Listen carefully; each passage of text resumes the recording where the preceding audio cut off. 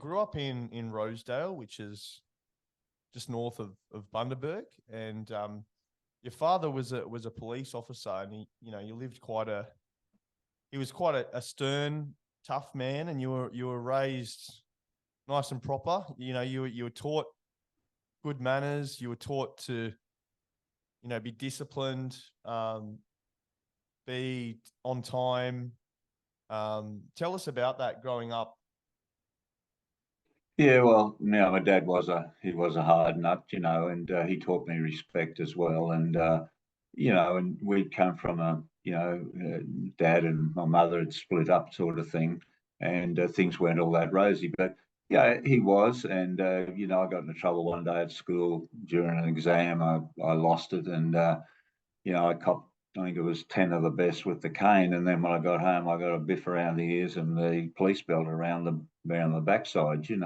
But I don't agree with that being done these days. But it didn't hurt me. It made me a lot more conscious of my responsibilities, and that was the one thing I thought. And I did it. He was a very reasonable rugby league player, and I was a handy cricketer as well. So and I was always hung around him and went to his footy games and cricket. There was no basketball, of course, in those days. And what was that, Brian? I think they considered it a bit of a sissy sport, which is not the case now, is it? No, well, Dad thought it was. He said, "Oh, is that like netball sort of thing?" And I think netball was called basketball in those days, actually. And so, yeah, it wasn't. It was frowned upon, and not frowned upon, but it sort of wasn't masculine or something like that to play basketball. And your dad wasn't really a fan of you playing basketball until those later days when you started to get a bit of success. But as we go through this podcast, I think the silver lining to your career will really come out as we go through the tale. But when we join the dots throughout this journey, we start to see that things really did fall into place for you, didn't they? Your father was a police officer, and he kind of wanted you to join the academy, didn't he? But no, I still remember the day that he took me up to the barracks near not the Gabba, where the Broncos play now, up around there. It's and Lang Park. Yeah, around Lane Park, and we went to went into the police there and had to do tests, and I come out, and I was short sighted, so I wasn't accepted. He was very upset about it and disappointed, and I felt bad, that I'd let him down and things like that. So that was one of the things that spurred me on too, that I was going to prove to him that I could be somebody, and that's what I set out to do. And I've had some good businesses as well and things like that. I've had some, made some stupid errors too in business, but still, I just wanted to prove to myself and to him that, I could do it and make my way in this world. And, and in the end, he stood by me. We were with his job and things like that, and the breakup and what have you. It wasn't, a rosy journey there, but we made the best of it. And God rest his soul. He's up in Charters Towers now. That's where he's buried. So, I admire what he did, and also there's another guy that really was a big influence on my life as well. Yeah, and he played a lot of rugby league, cricket. And there was also a stage there where you were actually playing tennis yourself before you found basketball. Can you tell us a little bit about that experience and yet another moment where you were pushed down this route towards basketball? Well, I was lucky, in Rosedale, between the police station and the road, there was a tennis court, which the side fence came onto our fence, so I could jump on that court anytime I liked. Plus, there was a tennis court at the school, and there was a girl there. Her father was the headmaster of the school, and she was deaf and dumb. And great. But we used to play tennis against each other, every afternoon. It was just a ritual that we had. And so then, and I moved back in Brisbane. Then we used to go to all the tournaments and things like that, and play in country tournaments, low, just below the top grade. So it was that's my introduction into tennis. But I played cricket as well, and I played rugby league.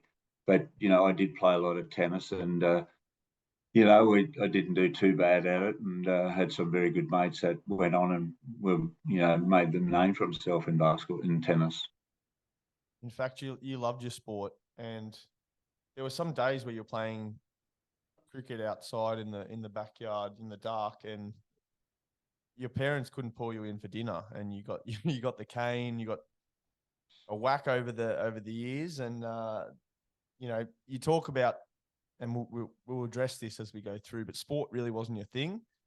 School wasn't really your thing, and sport was something that really you thrived upon and you loved, and it really was your life at that stage, wasn't it? Yeah, look, it was, and I don't know. I still remember those days, playing sport out there after dark and getting a clip over the ear because I didn't come in before dark for dinner and things like that. And when I did, we'd listen to a battery radio, and which is hooked up, it was just hooked up to a car battery, actually. And I still remember listening to the cricket on there, the test matches, and also the Davis Cup. I still remember all those things, and that was my grounding is. And then my mates and I, and we were all good mates. There was only 48 kids in our school, and I think I had 9 or 10 in my class. But sport was great. We didn't have anything else to do except go and swim down the creek or something like that, or go and catch yabbies or things like that. But so, I had a real country life, and, we were around farms and things like that too. So I think that was a big help for me also.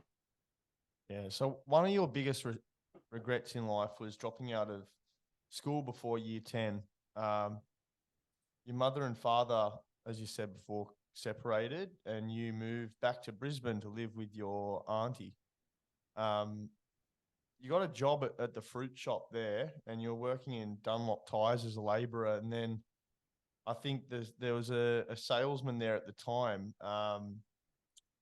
and you were working in a role there at Dunlop Tires. And it wasn't until one gentleman came into the shop one day that really changed the course of your journey for a while. Yeah, mate. Well, that man there. I left Mount Isa. I was at school in Mount Isa, and I wasn't happy up there and things like that. So I came down to Brisbane, lived with an auntie sort of thing, worked at the fruit shop, then went and worked with Dunlop Tire Service, people like that. And, I met a man, a bit sicky was his name, and who came into the Dunlop there one day and asked me, well, did I want to go and play in a basketball tournament over the Australia Day weekend? And I asked him what a tournament was, So it was, I had a very different life to anyone else. Yeah.